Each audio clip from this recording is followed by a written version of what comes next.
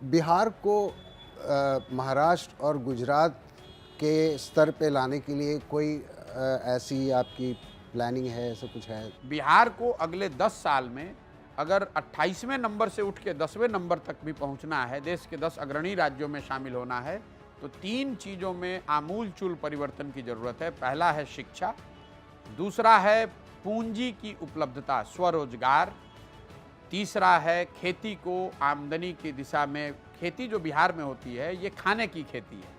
आपने गांव देहात में सुना होगा कि लोग अपनी रोपनी करने, कटाई करने आते हैं और कमाने के लिए बाहर जाते हैं।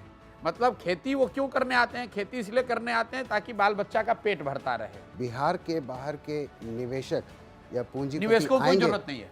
उनकी नहीं, जरूरत मैं मेरा जो मॉडल है इसमें निवेशकों को कोई जरूरत नहीं है। पूंजीपति नहीं, निवेशक बिल्कुल नहीं, बिल्कुल नहीं। दुनिया भर में इंडस्ट्रियल डेवलपमेंट की जरूरत है। इंडस्ट्रियल डेवलपमेंट की जरूरत है, लेकिन पूंजीपतियों के बड़े फैक्ट्री लगाने से इंडस्ट्रियल डेवलपमेंट नहीं होगा। आप इटली चलिए, नॉर्वे चलिए, फिनलैंड को देख लो, जितने स्कैंडिनेवियन कंट्रीज हैं। आप न्यूजीलैंड चलिए, न्यूजीलैंड में किसी एक बड़े कंपनी का नाम आप बता दीजिए, कोई नहीं जानता है। They have one of the most prosperous life. Australia में बता दीजिए।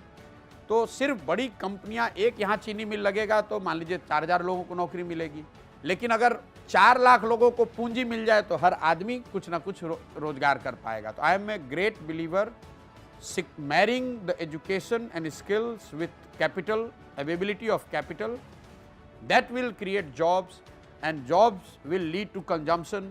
As the moment we start consuming more, अगर बिहार में ज़्यादा लोग कंज्यूम कर रहे हैं, 13 करोड़ लोग, तो अपने आप industry will come nearer to where the consumer is.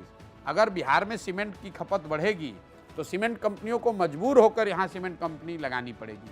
अगर चीनी हम लोग यहाँ कंज्यूम कर रहे हैं तो मजबूर होकर लोग चीनी यहाँ फैक्ट्री लगाएंगे।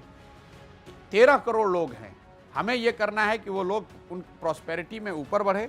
वो जितना ज़्यादा कंज्यूम करेंगे उतना ज़्यादा इंडस्ट्रियलाइजेशन अपने आप होगा। आप यूएस में देख लीजिए, US economy entire 2/3 economy GDP is all consumption driven. तो बिहार में वे फॉरवर्ड, मैं फिर से कह रहा हूँ, रोजगार देने वाली शिक्षा, कमाई देने वाली खेती और नौकरी नहीं स्वरोजगार देने वाली पूंजी। अगर इन 3 चीज़ को उपलब्ध करा दीजिए, बिहार में आप आमूलचूल परिवर्तन देखेंगे अगले 10 साल में।